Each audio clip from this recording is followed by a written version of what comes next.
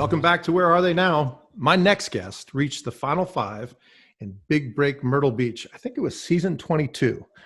Center cut on the glass breaker. That's all I remember. That was an unbelievable shot. He won the Super Immunity Challenge, and he hit a flop shot that over the wall to about 3 inches. Just unbelievable stuff. I think he walked away with some money too. I remember him winning some of that Travelocity money. I know he had a big wad of it in his bag, and we're going to talk about that as well from the Super Immunity Challenge. Charlie Harrison, welcome to Where Are They Now? Nick, good to be with you. Thank you very much for joining me. And I want to jump right into the quick hitters. These are questions that our listeners send in to us. And if folks out there want to send your questions in, real simply, where are they now at Gmail, where are they now podcast at gmail.com. You can get them that way. And also through social media channels of Where Are They Now podcast on Twitter and on Instagram. So jumping right in, first question is, how much did the cameras distract you on and off the course? And did you have to do a lot of reshooting? I don't remember cameras being too distracting. The producers did a good job of making sure that as you're out on the course, whether it be a skills challenge or actually playing a hole, that it's as close to normal golf as possible. That said, there were some times, especially as you were playing a hole, where you would have, you'd be overshot and they'd say, whoa, wait, back up. That, like, the camera, the battery died behind the green or something like that, so you're ready to like pull the trigger and camera 3 went out or something like that. So you got to hold off, and people at home don't really see that. That's great. Were there restrictions on the attire? I saw a lot of Adams Golf and gear and stuff like that. I know we're a huge sponsor, and we're part of the awards stuff that you guys received. Were you allowed to just wear whatever you wanted out there? Yeah, again, I don't remember them being too strict on clothing. Like, I know that Christian wore some really cool shirts that had number 7 on the back. I always thought that was really neat. Adams, obviously, as a sponsor of the show, wanted their stuff front and center, and understandably so. But they made good stuff, so nobody had a problem wearing an Adams glove or using the Adams bag. I went to Wake Forest, and I remember at one point I wanted to use the Demon Deacon head cover on my driver, and I think I had to put an Adams head cover on my driver, which was, again, it was fine. It wasn't like they were pulling clubs out of your hand and saying, hey, you've played TaylorMade your whole life, now you got to use Ping, or you've used Titleist forever, here's a Strixon. Sure. Long days, I imagine. And obviously I'm a big fan of Big Break, and watching the shows, it seems like you guys were getting up real early in the morning, having your breakfast, heading out to warm up a little bit, and then closing the day with, more interviews take us through a typical day.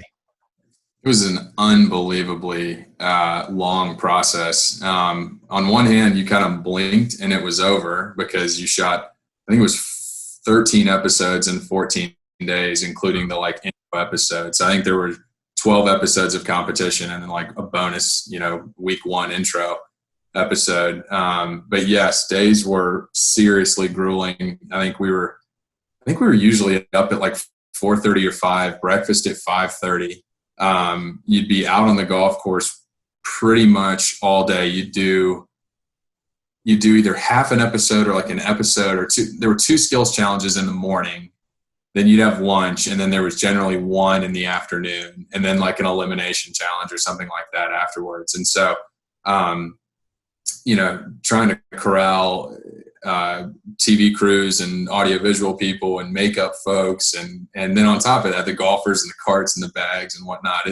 It was, my hats are off to the producers and the guys that put on the show, because not an easy thing to do, and they made it work pretty seamlessly. But yeah, really long days. What did you guys do at night? We would get back. We traveled in a van. I remember, maybe it was multiple vans. I think they might have kept us all in one van, or a bus of some sort. And you'd get to the course, and they tried to keep you kind of as sequestered as possible. They didn't, obviously, you'd see people on the golf course, and they kind of knew what we were doing. But we'd get back at night, and the hotel in which we stayed would cook all of our meals for us. Breakfast, I guess lunch we ate on the golf course, but breakfast and dinner were all at the hotel, kind of in this like banquet room. And we generally just ate together. There was one computer. You know, you take your phone and you can't have a computer while you're there. I remember there was one computer where if someone was like standing over your shoulder watching what you were typing, you know, you could send the email or something like that if you really had to let someone know, hey, like I haven't died, you know, I'm just MIA for a few weeks. So anyways, yeah, we would eat together and you could crack open a beer or two if you wanted to. And it was really a fun chance to get to know the other competitors a little bit better and the staff members too. I mean, again, the producers at nighttime are hanging out with you, and it was fun to get to know them. You mentioned the computers and no cell phones. That segues right into one of our listener questions. Were you sworn to secrecy and not allowed to talk about the show once you found out you were selected, and then again after the premiere? Yeah, I don't know. I can't speak to the beforehand as well as I can speak to the after. I mean, they tell you straight up, you know, hey, when this is done, well, it's even more than that. I mean, you've signed a contract that basically says, like, if we find out that you've leaked details about the end of the show, you know, we can come after you for X number of dollars. And it was a lot more than I was worth as a mini tour player, and then still am worth in my post mini tour life. So everybody took it pretty seriously, and I found it more fun to, of course you have friends text you and family members want to know the outcome. And my response was like, hey, have fun with it. Like, watch the show. You don't know what's going on. Like, just watch it and be surprised. And so it was fun to know that I kind of had secrets that nobody else knew the answers to. Just a quick follow-up to that. Just thought about it as you're answering this. Did you have a big break party with family and friends and get to watch it through and enjoy it that way as well? Or that's would have been a good suggestion. I guess I should have talked to you before I started watching with all my family and friends. I really didn't, because we filmed in I think it was like end of June, early July, or maybe early July, and then I got back and you know, as a mini tour player, like if you're not playing, you're not making money, right? So I immediately kind of got back on the road and started playing Monday qualifiers and mini tour events and whatnot. So they're really usually on Monday nights, which is when I think the show aired. I was usually in a hotel or in a host house or something like that, you know, kind of by myself. But I do remember the fun part being you would see other guys from the show, like at a Monday qualifier or something like that. Like I remember I ran into Dave and Toph and Jimmy at a couple Monday qualifiers, even Christian. Like we all kind of knew like what the other was thinking, but you know, we couldn't say anything. And some people would be like, man, how do you guys know each other so well? And we're like, oh yeah, just, you know, we met up on the mini tours and whatnot. So it was really fun. That's a great story. That's cool.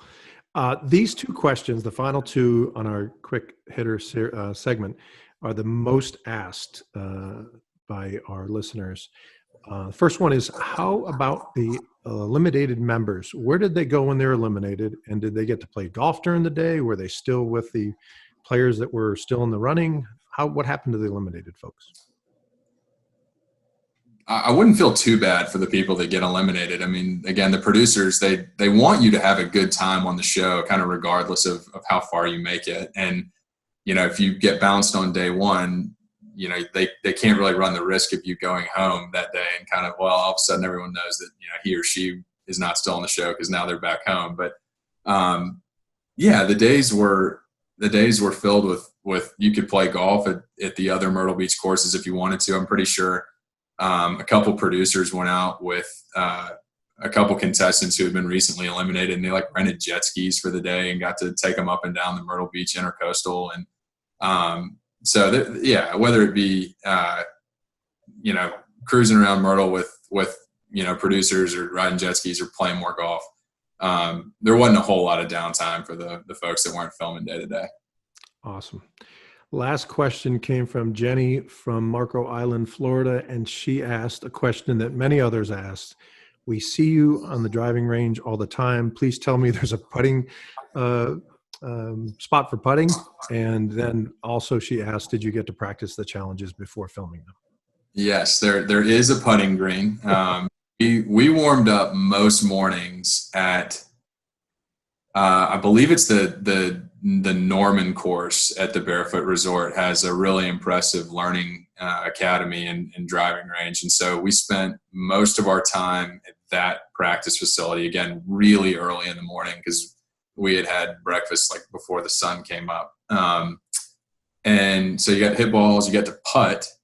But then there was no like immediate practice before your challenge. And that was very difficult because especially early on, again, I off the top of my head, I can't remember how many contestants there were, either 10 or 12, probably 12. If you were doing the flop wall challenge or something like that, where kind of only one person can go at a time, and you randomly drew like the 7 slot out of a hat, you had to sit there, for like 2 hours until it was your turn to go.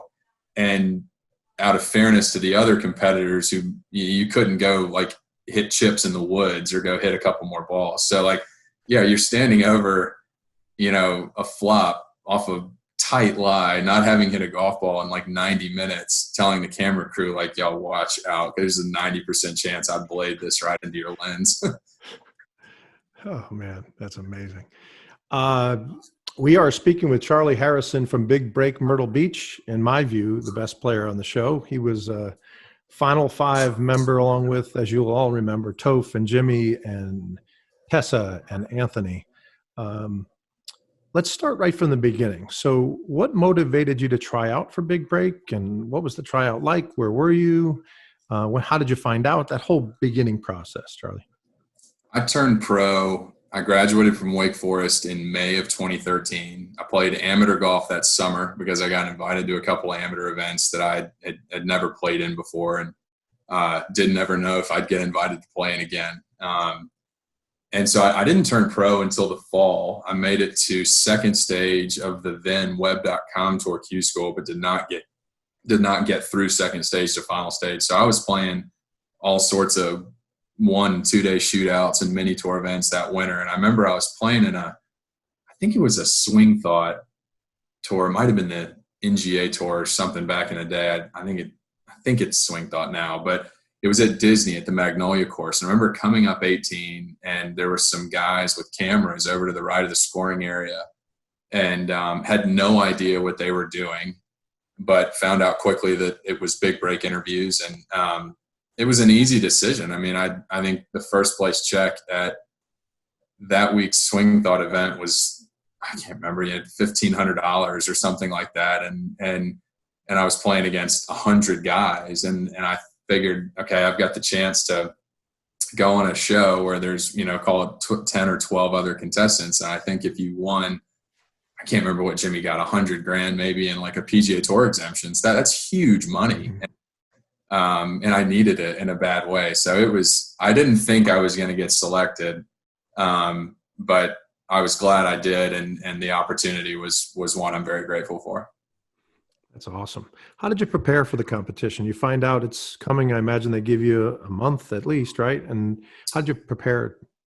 Yeah, I found out, again, I'm pretty sure we shot at the end of June, maybe crept into early July. And I think your time frame is about right. It was probably a month and a half, 2 months before. Might even been a little earlier than that. I think they let you know pretty good ways in advance. But I didn't know what to expect. I didn't really prepare in any special way. I didn't know that you could feel standing over the flop wall challenge the way you'd feel. So there was no way to prepare for that. I just tried to, I played in some Monday qualifiers and tried to play in some stuff with my former Wake teammates and things like that. And rolled in on a flight to Myrtle Beach and I just figured, hey, I'll give this my best shot. That's awesome. They allow practice rounds when you got there. Did you have a day to play the course? I believe you guys played Fazio and maybe the Love course. Another good question. I'm pretty sure we did play a practice round. I want to say the afternoon we shot like intros on the first, so we got there like, the afternoon of, I guess, technically day one. Then day two, we filmed a bunch of like the opening scene of the show, like when all the contestants are like walking towards the camera. That was an actual filming segment. And then I'm pretty sure, again, it's been a long time since we filmed this show, so I apologize if I'm a little fuzzy with my details, but I'm pretty sure that afternoon we got to sample a couple of the courses that we were going to be playing, kind of throughout the 2 weeks. We're going to get into your results on a lot of the challenges, but was there a favorite event or least favorite event that you played during your time there?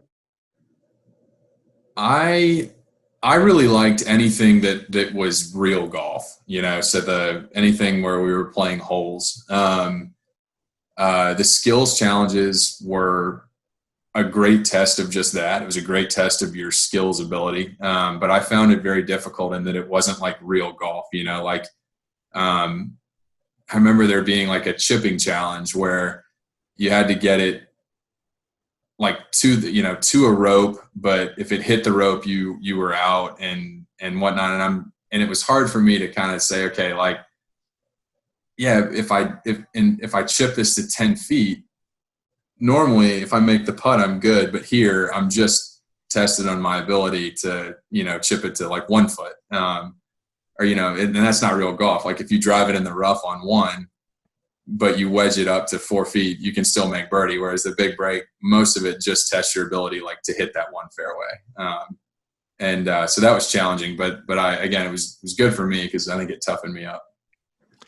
Talk about the pressure. I've talked to a lot of big breakers, and and players like yourself that went on to play in mini tours and even into PGA events, and they consistently mention the reoccurring theme, if you will, is the pressure on big break. And maybe it's because it isn't just, tee to green and it involves, all the different types of challenges, but a tremendous amount of pressure. And some have mentioned they have never felt pressure like that over the ball.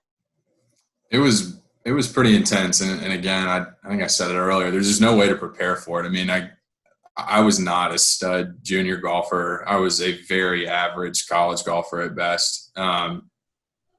Probably had no business turning pro, but wanted to see if I could do it and if I was good enough, right? So I had never played in a U.S. Open as a college player, or heck, I never even played in a U.S. Amateur, and so I didn't have that kind of like national exposure where the butterflies could get going like that. I mean, there were some pressure moments in college, but yeah, as most people that have been on the big break would tell you, it literally feels like someone has taken your stomach and put it in a vice grip and turned it 100 times and flipped it over, and you don't really know which way is up and which way is down, and that's just how it is. There's no escaping it. You thought, oh, well, each day it's going to get better, and it kind of wouldn't. And I tried really hard early on to say, you know what, like this is where you want to be. Like you can either really lean into this pressure, or you can kind of shy away from it and let it control you. And I think I even said this on one of the shows, like pressure I found on the show didn't have to be a bad thing. Like just like because you were nervous, it didn't mean you were going to fail. And I started to find a way to channel that where like, I'm pretty sure I hit shots on the big break that went like 340 yards. And I never under normal circumstances could do that, because like my adrenaline's not going. So I tried really hard to focus or channel it into focus or see it as a good thing. Which maybe I did a good job of it, maybe I didn't, but I was certainly nervous, and I think everybody else was too. One of the other things you had to battle was emotion. It seemed, and on every big break episode and every season, it seems there's some type of drama, and we're going to talk about Anthony in a second briefly, but people are very emotional. I mean, they really seem that, I guess, it's live or die for some people. I mentioned to you before we started here today, talking with Donatello, and he really looks at this as an opportunity. The many times he was on the show, he looked at it as another opportunity for him, and you could see that his emotions were on his sleeves, and he talks about on his episode, literally praying before taking a shot. And it's a very emotional, but we see anger, we see tears, we see, just really gut wrenching emotion. How did you you seem to manage that very well. I will tell you, you stayed away from the drama and managed your emotions really well. How'd you do that? That's a good question. I was really thankful for the opportunity, and I felt like the opportunity was bigger than just golf. I was there to play well, but I was also there it was the first time in my life I'd ever had national exposure. And, somebody in the Orlando airport randomly knew who Charlie Harrison was now when, 6 months before the show, I was basically just, again, the average, like nothing golfer from Wake Forest. And, so I tried to keep that perspective and just know that, like, hey, even if, like, of course you want to win, and I'm going to try my hardest at every challenge to make sure that I'm at the top at the end of the show. But even if you get bounced, as long as you've treated other people well and, you've held your head high and acted with honesty and integrity and you've tried your hardest, like, that's really all I could control on the show. And I was going to have to be okay with that. So I think that took a lot of the pressure off of having to perform, because it was like, look, I can't try any harder than I'm going to, and the cards are kind of going to fall where they will, and the chips rather. And so that's just kind of how I approached it. Any misconceptions on the show? Anything you would tell the viewers or listeners about the biggest misconception on Big Break or of Big Break? I think the show at times gets a rap of like people that go on that show aren't that good, or like, oh, if you go on that show, you'll never make it on tour. And that's obviously silly, because like even on seasons before mine, there had been really successful players that had gone on to perform at an elite level. I think it was like maybe the season right after mine when like the Bryan brothers were on there and Richie Wierenski and Kyle Scott. And like, there were like, correct me if I'm wrong, like maybe 3 or 4 guys that went on to play on the PGA Tour out of that one season. At least, yeah. And many women. I think that probably laid to rest a lot of the, oh, hey, the big breakers can't play argument. But everybody is really good. Like all the girls on our show could play. All the guys on our season could play. And the cameras and the pressure, I mean, they do some funny things to you. So maybe some moments captured didn't make us look our best. But I can assure you that from watching behind the scenes and, seeing Emily Tubert warm up on the driving range beforehand, cranking tee shots well over 300. I was like, oh my gosh, these are really good players. That's really cool. Before we talk through your highs and the few lows, I want to talk to you about that competition where you stayed with the 3-pointers. I want to get your philosophy on. Do you remember that one where there was, I think it was a bullseye. I'm trying to remember. This is, and again, I hope that your listeners will give me a pass here. For it's been a long time since I remember these. Maybe if it was one I didn't do too well, and that might be. That's why I don't remember. Refresh my memory here. It was like a bullseye challenge, and there were from 3 locations, and I think you got 3 points, and then you were able to keep the points, or you could let them go, because you can only keep points from 2 locations. Now you got me wondering my questions are right. I have to go back to my crack staff back here. But I remember, was this like a wedge challenge? Yes, it was. It was 3 different wedge locations. And I don't think I did that well, did I? No, you didn't do bad. Yeah. But you didn't do. Yeah. No, I didn't. I wasn't. Yeah. No, I remember this one. I think was this the first time maybe that I had to go to an elimination challenge? It was, yes. All right. Yeah, we're tracking now. I remember. So you stayed with the 3 points at the first location, and then ended up with a total of, you ended up with a total of 10 points, and that's what put you to the thing. And I guess the question comes from the fact that was your first location. You could have just thrown those 3 points away and then taken more points from the next. So if you have 2 shots, you get 2, 3, or 4 points. You could have scored 6 points on the next one. But you took the 3 on the first one. which only allowed you to take points, your point total from one of the next two events or Yeah. two things. That was the question, really. Yeah, I don't know. It's been a long time. My guess would probably be that I don't know if I'd had like a crummy warm up that day, or if I don't know, maybe I stuck a wedge in the ground and I just was really not feeling it, or it probably it was, hey, you know what, I feel like I like my odds better in quote unquote real golf versus a skills challenge. I hate that I don't have a good answer here for you this No, one, that's but all right. I do know that I do remember that challenge now, and I remember being disappointed with my wedge play because up until that point, I think I'd done pretty well.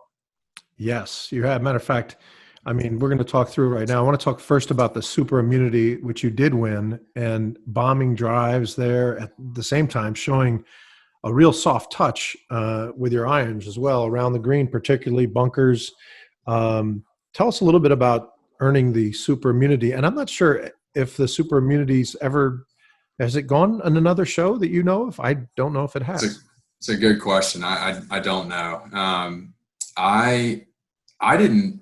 So I had watched the only season of Big Break that I had watched like start to finish before going on my season was the Vegas season, and it was because I lived in Vegas when I was in middle school and high school, and knew about Valley High and where that was, and so that one was just really unique. I think I was in middle school during that time, believe it or not. So I wasn't really familiar with a lot of things Big Break, and certainly not familiar with super immunity. So that was a new one for me to find out, that first day that basically we were going to play for a get out of jail free card. So it was real golf, which was really nice, and at least there at the end, and just was really fortunate to come out on top, and it helped me sleep a little bit better knowing that if I ever got in a pinch, I could kind of wave the white flag. Interestingly, you mentioned the favorite part of the show, or where your confidence, I think, was when you played normal golf, which from your experience right through Wake Forest and onward. But you did really well. And I mean, I think you broke the glass on your first shot, and if not, it was center cut the whole way. I do remember that. I remember that flop shot that I talked about in the Open, where you knocked it to 3 inches. I mean, these are things that, even if you practice that before, you're going to see that maybe, and you practice it.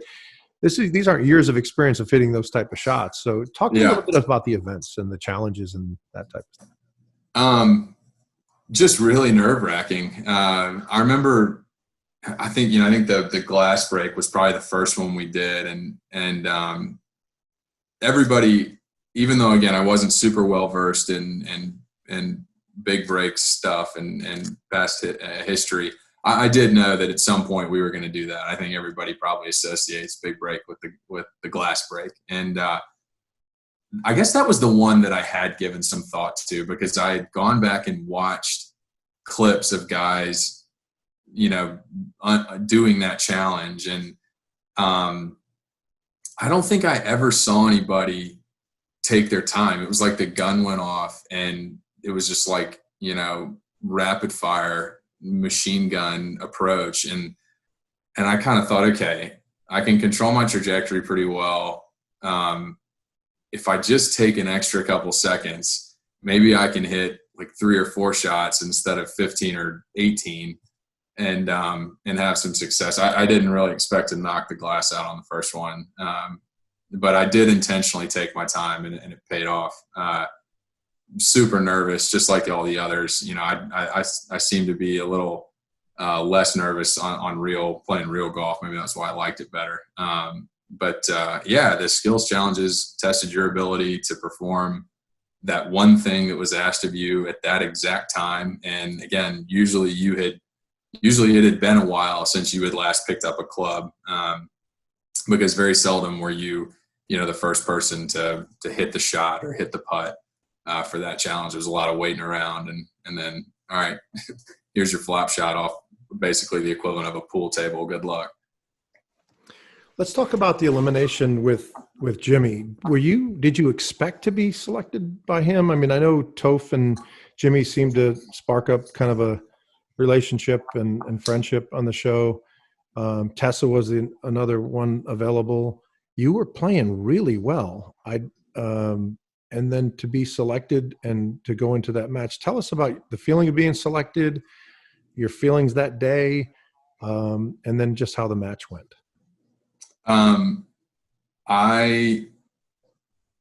I did expect to be selected, and I think that came from maybe people listening or watching at home would roll their eyes and say, "Oh, there's no way, there's no way." But the honest truth was, like, I did, and I think that probably came from, as a golfer, preconditioning yourself to kind of expect the unexpected, right? Like, you're on the 18th green of a junior golf tournament, and you're playing match play, and your partner's got a 30-footer to beat you, and as a 16-year-old kid, you don't know any better, so you think there's no way this could go in.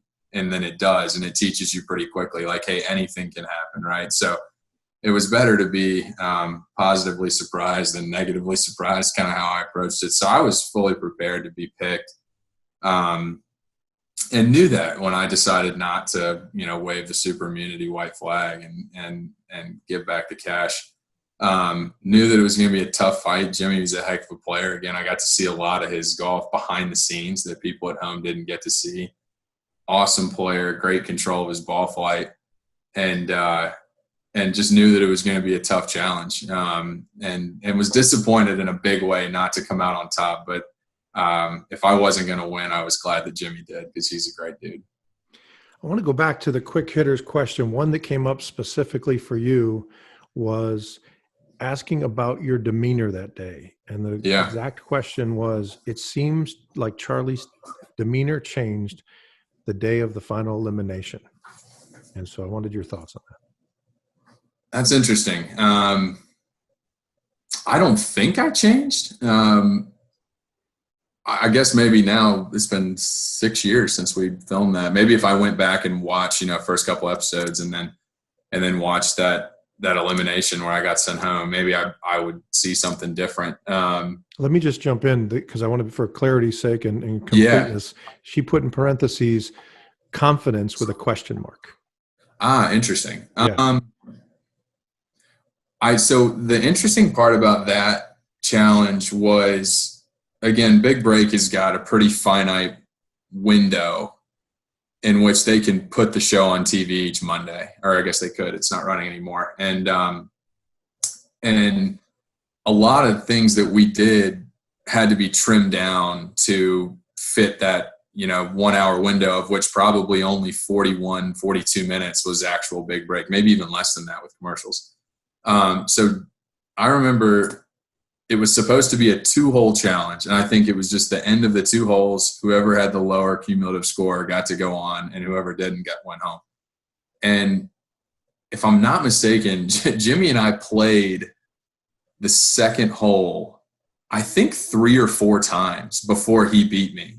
And none of those middle holes got put on TV because they just didn't have time for it. And so I remember I didn't have a Twitter account when the show aired. I just never had one. But I remember, like, at mini tour events after I got sent home, people would be like, "Oh my gosh, like, I can't believe that, Charlie 3-putted that last hole. Like, how do you blow it by 6 feet from only 15 feet?" And the answer it was like, well, because we'd been out there for 3 hours playing this hole over and over again. And I just wanted to end the match, And so I gave that first putt a little too much gas, and I don't think I had a very good par putt coming back. But just a lot going on behind the scenes, again, that people don't really know about, and they can't, just for the sake of time, can't show on TV. So if there was a demeanor change, maybe I got a little impatient because we've been out there so much longer than just 2 holes. One of the other factors affecting both of you, I'm sure, was the heavy wind. I remember that being it was really windy that day. Yeah, it was. It can blow out at Myrtle. It certainly did that day. So before we move on to what you're doing today, and we really want to take it from when you left, and you mentioned the airport and being recognized. Got a lot of questions about that too. Once you returned home, and then what you're doing today. I just want your thoughts on probably the most polarizing person on the show was Anthony. tell us about your impressions. You've kind of stayed out of the drama, so to speak, involving him. But I guess a young kid maturing as he goes through life, right? I really liked Anthony, and I think the Big Break would be really boring without the villain, right? 2 weeks is not enough time to pass judgment on anybody, and I didn't get to know him super well, but I can say that the experiences I had with him, I liked him. He was very kind and polite to me. I really respected his game. He was a hustler, and some of the shots that he hit were just unreal. Like I remember a bunker shot, the plugged ball that I got sent home where it was plugged in the bunker, and I'm standing on the green going, there's no way he gets it. I didn't even think he could keep it on the green, and I think he hit it to like 4 feet or something like that. I certainly didn't have that shot. So anyways, the show would be really boring without somebody stirring the pot, and I don't know if he's really that way, or if producers got to him beforehand and said, hey, look, like if you're the villain, you'll have 400,000 Twitter followers and no one else will. But I kind of approached this show with the mindset of like, again, I wasn't a stellar junior golfer. I was not an All-American in college. My past results did not indicate future PGA Tour success. And though I was going to try my tail off to give it my best shot, I kind of knew, hey, there's a chance I might have to get a real job one day. And, with the internet and TV and whatnot, like even if Big Break ceases to exist, these clips from the Big Break are probably always going to be on the internet. And if I am sitting in a job interview and this guy's looked me up or something beforehand, I wanted I wanted them to see who I really am, which hopefully is a nice guy. Makes sense. And that certainly came through on the show. So Big Break's over. You jump on a plane and head back home. The show finally airs. I imagine it's a month or two after to get post-production completed and edited and all that stuff. Instant celebrity. Tell us a little bit about the experience post-show. I think instant celebrity might be a little bit of a stretch. But yeah, like I remember I would get, people at home in Atlanta were friends and family, obviously very aware of it. But where I got noticed the most was in airports of major golf cities. So like if I was ever in West Palm or Orlando or Phoenix, not many people would say things to me, but I would definitely see people watching me. Especially if I was wearing like a golf hat, like if I had a Titleist hat on or something like that, like that people would be like, I think that guy's, oh wait, yeah, no, that's him. The best was, I enjoyed it when kids would like kind of put the puzzle pieces together. Like I remember one time I was in Orlando and I could see this like 10-year-old kid kind of hiding behind his dad's leg. And I knew that he knew who I was, but he was really nervous to come up and say something, which was ridiculous because I'm not on the PGA Tour. I was a Big Break competitor. And, to be able to connect with a kid like that and that, it made his day, and it was really rewarding for me at the same time because I got to learn a little bit about him. And, if I encouraged him maybe to get more into the game, then that was really fun. So I was not super noticed, but for airports in major golf towns, I would get a lot of eyes in those locations. Got it. Great story. We are talking to Charlie Harrison from Big Break Myrtle Beach, one of the good guys in the Big Break series. So tell everybody what you're up to today. Charlie, where do you live now? What are you doing? Are you playing any golf? Your personal life? Anything you want to share with us? Yeah, I am. I was very happy as a mini tour pro. I am over the moon as a former mini tour pro. I made the decision in late 2017 to retire, and just a personal decision where I had to kind of look in the mirror and know, like, I'm probably not going to play on the PGA Tour. And I have a lot of respect for guys that are still out there grinding and want to do it. A lot of my friends are still doing it, but I just knew that I just wasn't good enough. And I don't know if it was that I didn't hit it straight enough, or I didn't putt well enough, or I don't know what the X factor was that a guy that makes it has that I didn't, but I just kind of had this feeling that the secret sauce that needs to be there for PGA Tour stardom was not there with me. But I felt like I had a lot of other skills that, could make me successful off the golf course, and golf being one of them, used in a business sense. I thought, hey, this could really open a lot of doors. So I work in Atlanta. I'm married. I got married 2 years ago to the greatest girl in the world. And we live in Atlanta. I'm a commercial real estate broker with CBRE. So my partner and I run a 2-man office tenant representation team, and we've got a really fun little practice here in Atlanta that's at least up until a couple of weeks ago was growing really nicely. So we're hoping that hopefully everyone will navigate this coronavirus pandemic safely and in a healthy way, and at some point here in the not too distant future, we'll be back up and running and rocking and rolling as we were before. Awesome. Amen to that. My last question for you, Charlie, and I do appreciate your time today. It's been really nice visiting with you.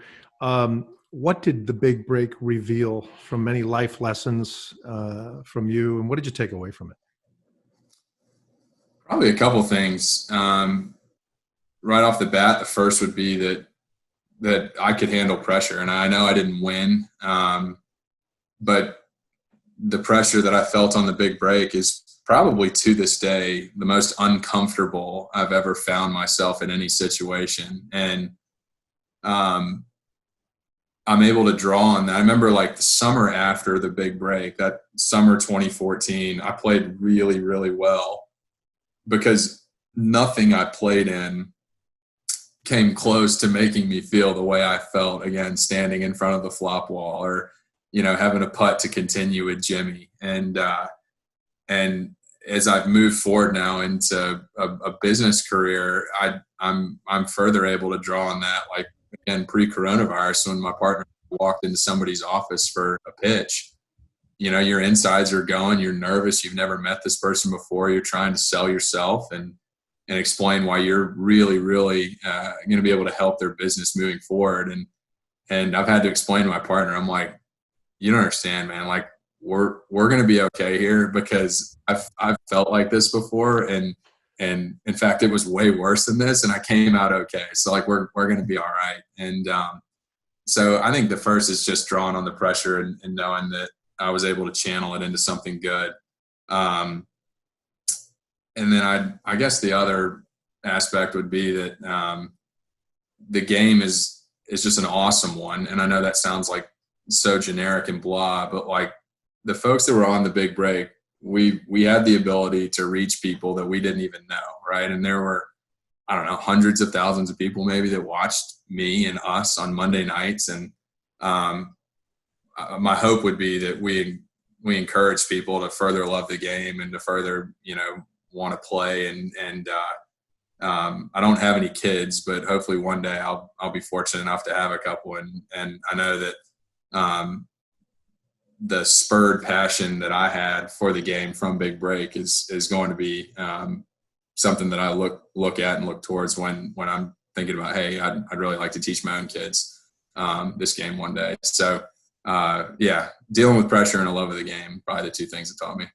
That's awesome. That is awesome. Before I let you go, I just want to reach out to our listeners and say I've already broached the subject of a guest spot for Charlie on the show. So I'd like you guys to write in email to our Where Are They Now podcast at gmail.com, or one of our social media channels, Where Are They Now podcast on Instagram and LinkedIn, and tell Charlie how much you'd like to see him as one of the guest hosts, and I'll share the information with him, because we have some really cool folks coming up from Big Break. We have Natalia's coming up next week.